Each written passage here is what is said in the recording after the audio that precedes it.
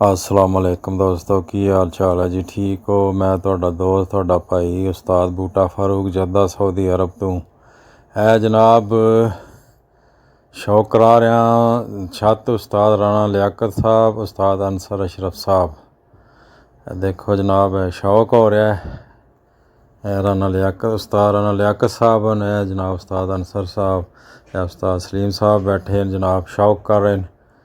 एक मलियन cross teddy है जनाब, प्रवाजी पट्ठी है जनाब, माशाल्लाह तबारक अल्लाह, बड़ी अच्छी इन्हों की परवाज़ है।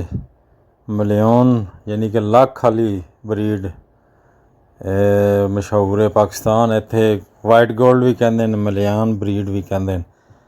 ये जनाब उस्ताद मलक आसफ साहब की ब्रीड चो टैडी क्रॉस जड़ा बनाई ने मादी।